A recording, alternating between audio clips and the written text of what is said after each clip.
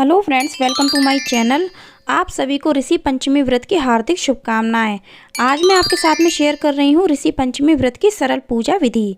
ऋषि पंचमी का व्रत भाद्रपद माह की शुक्ल पक्ष की पंचमी तिथि को किया जाता है। ऋषि पंचमी का व्रत सभी पापों को नष्ट करने वाला और श्रेष्ठ फलदायी माना जाता है। इसके साथ ही ऋषि पंचमी का व्रत ऋषियों के प्रति श्रद्धा, समर्पण, सम्मान की भावना को प्रदर्शित करने का महत्वपूर्ण आधार भी माना जाता है।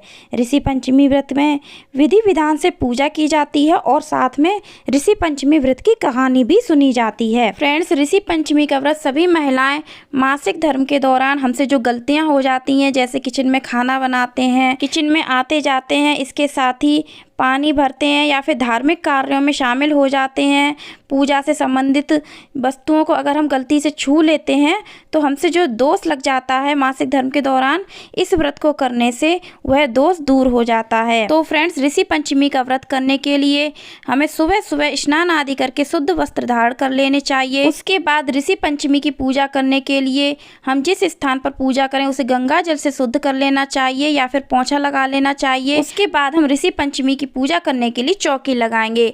चौकी पर हम पीला या फिर सफेद वस्त्र बिछाएंगे। भगवान गणेश को फूलों का या फिर अनाज का आसन दे करके विराजित करेंगे। यदि आपके पास भगवान गणेश की मूर्ति है तो आप मूर्ति विराजित कर लें, नहीं तो आप सुपारी को भगवान गणेश का रूप मान करके भी विराजित कर सकते हैं। अब हम चौकी पर चावल की 7 ढेरी लगाएंगे हम सप्त ऋषि के लिए और 1 ढेरी लगाएंगे हम माता अरुंधति के लिए। फ्रेंड्स, अगर आपके पास सप्त ऋषि की फोटो है तो आप उसको चौकी पर विराजित कर लें, नहीं तो आप इस तरह से मिट्टी के गोले गोले बना करके भी सप्तऋषि बना सकते हैं। और यहाँ पर मैंने माता अरुंधति को थोड़ा सा अलग रूप दिया है ताकि वह पहचान में आ सके। आप सप्तऋषि बनाने के लिए गमले की मिट्टी का भी प्रयोग कर सकते हैं, बस उसको थोड़ा सा गंगा जल का छींटा दे करके शुद्ध कर लें। और यदि आप इस तरह से मिट्टी के सप्तऋषि नहीं बनाना चाहते हैं तो आप इसकी जगह सुपारी का प्रयोग करके भी, सुपारी रख करके भी सप्तऋषि मान करके उनकी पूजा कर सकते हैं। अब हम पूजन करेंगे। पूजन के लिए मैंने दीपक को प्रज्वलित कर लिया है। इसके बाद हम सबसे पहले भगवान गणेश की पूजा करेंगे। रोली और अक्षत से उनको मैंने वस्त्र के रूप में कलावा अर्पित किया है। अगर आपके पास जनेऊ है तो आप इस तरह से जनेऊ पर थोड़ी सी हल्दी लगा करके भगवान गणेश को अर्पित करें। अब हम भगवान गणेश को पुष्प अर्पित करेंगे। आपको जो भी पुष्प उपलब्ध हो जाते हैं आप भगवान को अर्पित कर सकते हैं। अगर आप भगवान गणेश की पूजा कर रहे हैं तो अगर आपको लाल पुष्प उपलब्ध हो जाता है तो उनको जरूर अर्पित करें और धूप घास जरूर अर्पित करें। इसके बाद हम सप्तऋषि भगवान की पूजा करेंगे। सप्तऋषि भगवान की पूजा हम पीले चंदन और अक्षत से करेंगे। माता अरुंधति की पूजा हम रोली और अक्षत से करेंगे। फ्रेंड्स, सप्तऋषियों की उत्पत्ति ब्रह्मा जी के मानसिक संकल्प से हुई थी। उनके विभिन्न अंगों से 10 पुत्रों का जन्म हुआ था जो अलग अलग समय पर सप्तऋषि के रूप में अवतरित हुए थे। जैसे कि अत्रि ऋषि का जन्म ब्रह्मा जी के नेत्रों से हुआ था और वशिष्ठ का जन्म ब्रह्मा जी की प्राणवायु से हुआ था। मैं आपको सप्तऋषियों के नाम भी बता देती हूँ।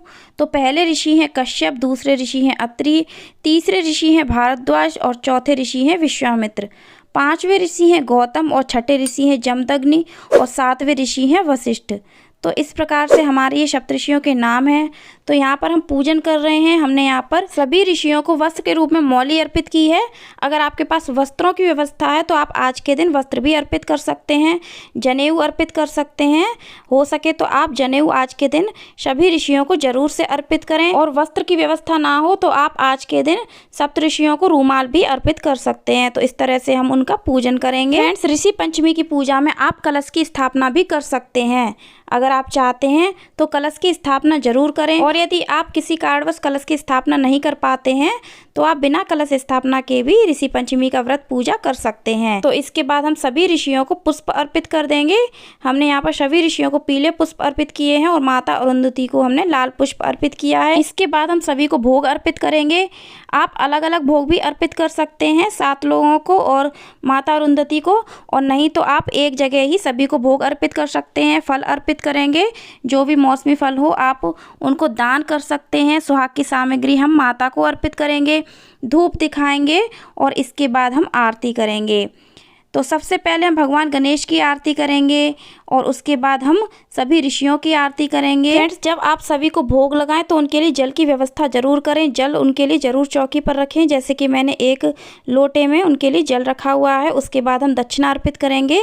तो आप अलग अलग दक्षिणा भी अर्पित कर सकते हैं, नहीं तो आप एक ही में अर्पित कर दें। इसके बाद हम सभी के चरण स्पर्श करेंगे और हमसे पूजा में जो भी भूल चूक हुई हो, व्रत में जो भी भूल चूक हुई हो, उसकी हम माफी मांगेंगे। अब हम हाथ में थोड़े से अक्षत और पुष्प लेंगे और ऋषि पंचमी व्रत की कथा जरूर से पढ़ेंगे।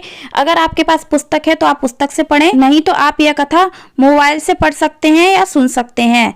तो इस प्रकार से हम ऋषि पंचमी व्रत की कथा जरूर पढ़ेंगे। इसके साथ ही आप यह कथा आरती के पहले भी सुन सकते हैं और आरती के बाद भी सुन सकते हैं। ऋषि पंचमी व्रत कथा का वीडियो आपको मेरे चैनल पर मिल जाएगा। वीडियो का लिंक आपको मैं डिस्क्रिप्शन बॉक्स में दे दूंगी। तो इस प्रकार से हमारी कथा संपन्न हो जाती है। कथा संपन्न होने के बाद हमने जो हाथ में अक्षत और पुष्प लिए थे उनको हम ऋषियों के सामने समर्पित कर देंगे और एक बार फिर से हम भगवान से क्षमा याचना कर लेंगे, अपने परिवार की सुख शांति की कामना करेंगे। तो फ्रेंड्स, वीडियो आपको कैसा लगा कमेंट करके जरूर बताइएगा।